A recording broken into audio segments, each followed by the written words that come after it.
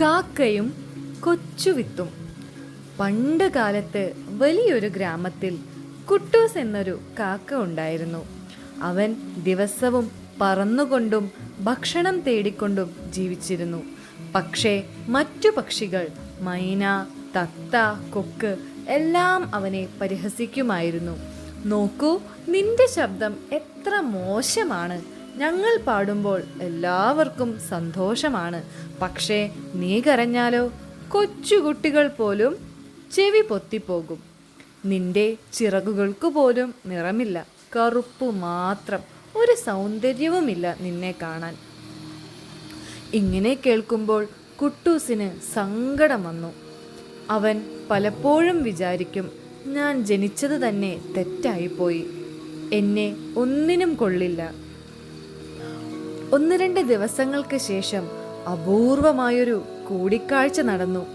ഒരു ഉച്ചവെയിലിൽ കുട്ടൂസ് പറന്നുകൊണ്ടിരിക്കുമ്പോൾ താഴെ ഒരു കൊച്ചു വിത്ത് കാറ്റിൽ പറന്നു വീഴുന്നത് കണ്ടു. വിത്ത് സംസാരിക്കാൻ തുടങ്ങി. ഹേ കാക്കേ, എനിക്കൊരു സഹായം വേണം. ഞാൻ വഴി തെറ്റി വന്നതാണ്. മണ്ണിൽ ഒന്ന് മറഞ്ഞില്ലെങ്കിൽ ഞാൻ വരണ്ടു പോകും. കുട്ടൂസ് ചിരിച്ചു. ഞാനോ? എൻ്റെ പോലൊരു വിഡ്ഢി നിന്നെ എങ്ങനെ രക്ഷിക്കും? എനിക്ക് ഒന്നിനും കഴിയില്ല. പക്ഷേ വിത്ത് ചെറുതായി മറുപടി പറഞ്ഞു. എല്ലാ ജീവിയുടെയും ഉള്ളിൽ ഒരു ശക്തിയുണ്ട്.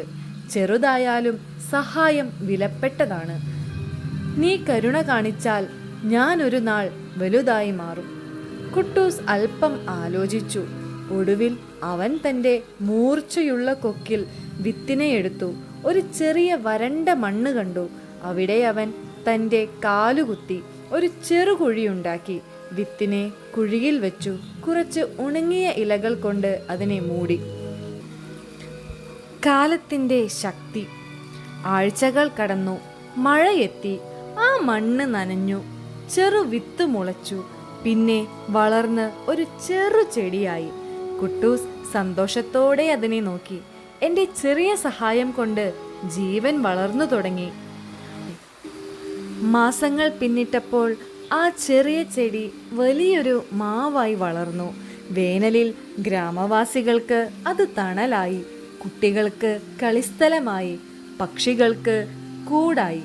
അതിൻ്റെ മധുരമുള്ള മാമ്പഴങ്ങൾ ഗ്രാമവാസികൾക്ക് എല്ലാവർക്കും സന്തോഷം നൽകി. ഗ്രാമവാസികളിൽ ഒരു വൃദ്ധൻ പറഞ്ഞു, ഈ മരത്തെ നോക്കൂ. ഒരിക്കൽ ഒറ്റ വിത്തായിരുന്നത് ഞാൻ കണ്ടിട്ടുണ്ട്. അത് സംരക്ഷിച്ചതും മണ്ണിലാക്കി കൊടുത്തതും മറ്റാരുമല്ല, നമ്മുടെ കുട്ടൂസ് കാക്ക തന്നെയാണ്. ഗ്രാമവാസികൾ അത്ഭുതപ്പെട്ടു. ഇത് സത്യമാണോ? ഞങ്ങൾ എന്നും അവനെ പരിഹസിച്ചിരുന്നു. പക്ഷേ അവൻ ചെയ്ത കാര്യം എല്ലാവർക്കും അനുഗ്രഹമായി. മറ്റു പക്ഷികളും തങ്ങളുടെ തെറ്റ് തിരിച്ചറിഞ്ഞു. കാക്കേ, നീ സംഗീതം പാടുന്നില്ലെങ്കിലും നിന്റെ ഹൃദയ സംഗീതം ലോകത്തിന് വലിയൊരു സമ്മാനമായി മാറി. കുട്ടൂസിന് സന്തോഷമായി. കുട്ടൂസ് ആദ്യമായി അഭിമാനത്തോടെ തല ഉയർത്തി.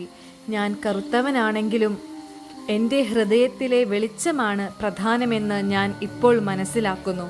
എല്ലാവർക്കും ഒരു സ്ഥാനമുണ്ട്. എല്ലാവർക്കും പല പല കഴിവുകളുമുണ്ട്. അന്നു മുതൽ ആരും അവനെ പരിഹസിച്ചില്ല. ഗ്രാമത്തിലെ കുട്ടികൾ പോലും അവനോട് കുട്ടൂസ് ചേട്ടാ, നീയാണ് ഞങ്ങളുടെ രക്ഷകൻ എന്ന് പറഞ്ഞു. ഈ കഥയിൽ ഒരു ചെറിയ പാഠം നമുക്ക് പഠിക്കാനുണ്ട്. ഒരാളെയും ചെറുതെന്ന് കരുതരുത്.